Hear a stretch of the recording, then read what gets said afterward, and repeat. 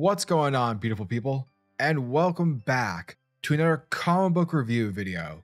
I'm your majestic say over at SuperCliff, and if you guys are new to this channel, then do me a solid by smashing that like and subscribe button. And also hit that notification bell so that you'll never miss out on an upload, and so that you will always be kept up to date with your favorite top tier comics happening in the comic book world.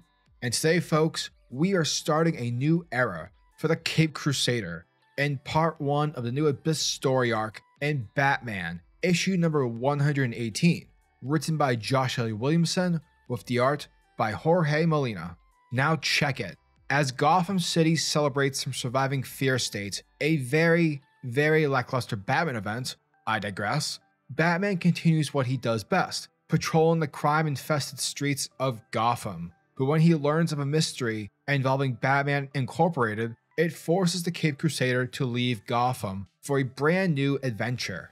Thrills, chills, and international intrigue await. Thus, without further ado, let's get this show on the road.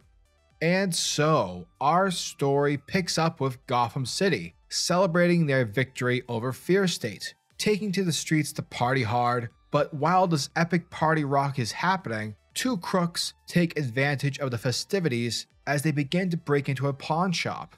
And this part's pretty funny because Williamson sort of writes this in a way which definitely feels like a throwback to the '89 Batman movie, where you had petty crooks in the middle of their crime and, they're talking about an urban legend, the Batman, the monster who takes down the underworld during the night. And yes, that's exactly what's happening here.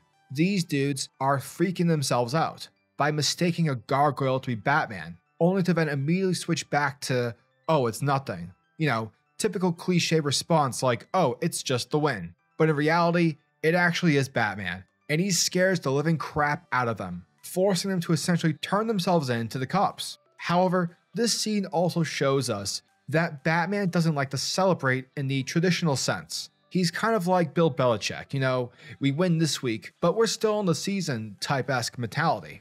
Meanwhile, you have Oracle, who's sort of calling Bruce out, saying that, Bruce, maybe you should just relax, watch a movie, open a bottle of champagne, or heck, maybe even train with Ghostmaker. However, Batman tells her no because, one, I don't like Ghostmaker, because the guy who created the character no longer works at DC Comics, so fuck him. Two, I'm getting pretty suspicious, people are out here celebrating, but I can feel it in my bones that something's gonna happen. Now, before Barbara can suggest something else, her camera pings a car that's full of hired killers, speeding towards the Billionaire Club, uptown, where they are throwing a party. And this year, the theme is supervillains. Yeah, basically it's a bunch of rich people who clearly are insensitive as fuck, but I digress. Heading into the party, Bruce knows that the mercenaries are already there, and so he will need to improvise. And because he's Batman, Bruce can immediately pick up on who's who. Sure, maybe there are like, 20 people dressed as a Joker and 10 people dressed as Two-Face, but he can pick up on how a trained killer walks and talks. And of course he can, because he's Batman. Suddenly, Batman starts to smell gasoline, and boom, Firefly blasts his way into the party, causing everyone to scatter, whilst the mercenaries who are dressed up as villains start to apprehend people, forcing them to sign into their bank accounts or get burned. But suddenly Killer Croc appears, smashing a mercenary in the face. Now, everyone is like, wait, what? Killer Croc's a bad guy. Plus, he doesn't know any form of kung fu. It's like, he isn't Batman. Except for the fact that it actually is Batman. Because as Firefly uses his flamethrower to burn away Killer Croc, it's revealed that Batman was wearing a costume. And thus we get ourselves a majestic Batman scene. And it's pretty dope, as Batman just smashes dudes in the face. Plus, it's been a minute since we've seen Firefly, so that's cool. I approve of this. And so after Batman saves the night and kicks Firefly at everyone's ass, the party starts to cheer for Batman. And everyone wants to buy the hero a drink. And even a little girl, who's dressed up as Punchline, asks Batman for an autograph. And yes, he obliges because he's not a monster. Yeah, sure, Batman is an asshole, but he's not heartless. And so Oracle then asks him on, hey Bruce, what did you do after you solved the case? How did you celebrate? And we see Batman think about it. thinking about all the times he celebrated with Superman or the Bat family after an adventure. And so as dawn breaks over the city, Oracle thinks that he shouldn't, just retreat to darkness to lick his wounds, because he won. He and his friends have saved the city. Therefore, he doesn't have to hide anymore. He can be Batman. He can be Bruce Wayne. He can just be himself. But unfortunately, Bruce says that he's going to go dark for 48 hours because he sees the side of the Gotham Globe blimp advertising that the Batman Incorporated team have been arrested for murder. Later on, Bruce heads out to Baldishna, a little island somewhere in the South China Sea, where he begins to spy on Detective Kala. And as the woman enters the crime scene, wanting to have a look around, despite the wannabe Batman confessing the crime, she takes a look around where the body was, finding that some black goo is on the floor, and she's thinking like, oh, someone forgot to pick this up as evidence. But before she can touch it, Batman steps up from the shadows, telling her not to, which immediately causes the cop to pull a gun on him. We then see Batman totally ignore that a person is aiming a weapon at him as he scoops up the weird black liquid into a container, to which he then asks about the victim, learning that their name was Abyss, a masked villain who had been terrorizing the nation for quite some time, kidnapping people right off the street, until Batman Incorporated arrived to save the day, only for them to turn themselves in after the Abyss's body was found by the police. Now, Batman, upon looking at the bullet holes on the ground, knows from the crime scene that the Batman weren't framed. They legitimately killed this guy. And as he's sort of studying the situation, Batman wants to know what possibly could have had turned them into killers. Because back in the day, though they weren't partners or Batman family affiliated, they did used to be part of the Club of Heroes. And from time to time, Batman and them would team up. Now, Detective Kala remembers on how a billionaire funded them. And Batman tells her, like, yeah, that guy was Bruce Wayne. But wait just 1 minute, Bruce, because she tells him that the person who funded them wasn't Wayne. It was someone else, to which we see a white suited man pull up. And this mysterious man, conveniently cloaked in shadow, states that after everything that's happened in Gotham, someone had to pick up the slack where Bruce Wayne couldn't, and bring Batman Incorporated out of the darkness and into the light to truly help the world. And holy crap, because as it turns out, this man is revealed to be Lex Luthor, who says he is just here to protect his investment. And that, beautiful people, was Batman, issue number 118.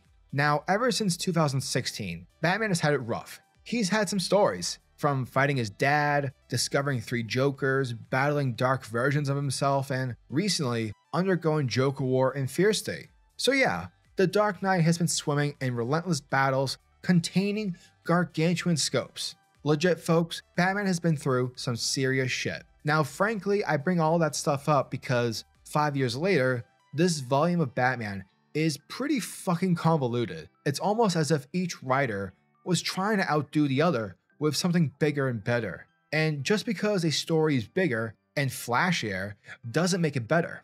And that's why I love this first issue from Williamson, because the way Williamson writes the issue, it's done so in a way that doesn't point out everything that I just listed to shame, nor is he trying to knock down his fellow writers. He's simply providing a solid comparison of what we had and what we have now within the pages of this issue.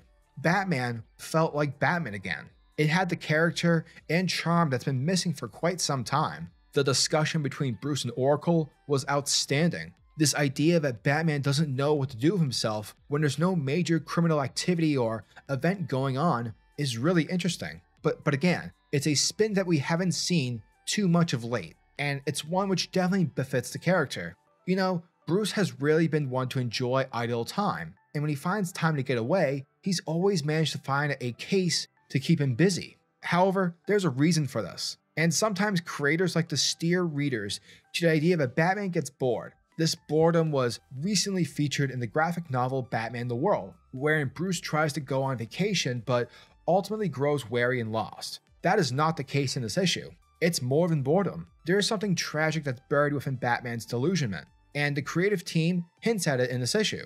When Barbara asks Bruce about, what does he do after he solves a case, he reflects on the time spent with his closest relationships. Batman thinks about kissing Selina. He thinks of standing up top the GCPD rooftop with Gordon, who is off chasing the Joker. He thinks about playing chess with Alfred, or visiting Kal-El in the Fortress of Solitude. Basically, the world around Batman has changed, and he's lost. Everything that he used to do when he solved a big case is no longer an option. Damian's on his own, Alfred was killed, Superman is off-world, Gordon is out of the country, and yeah, I'm very much enjoying the way Williamson is taking this concept of a Batman. Plus, Williamson provides us with an excellent transition issue to regroup and refocus the readers while offering the perfect jumping on point to anyone who's interested in reading Batman. And legit folks, you can dive into this issue without knowing anything about the past issues, and you won't feel overwhelmed.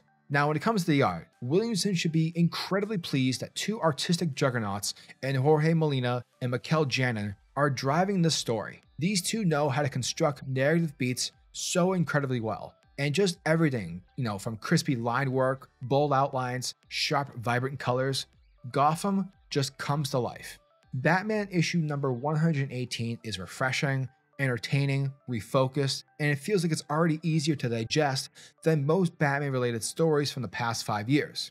The direction is captivating, the art team fits perfectly, and the Batman Incorporated components have recharged my interest in. Perhaps I'll take another look at those old Batman Incorporated trades once more. My only hope is that the Oracle Batman dynamic can be reignited in the future issues, because it was one of the best aspects of this issue, and I think Oracle really fits well alongside with Batman.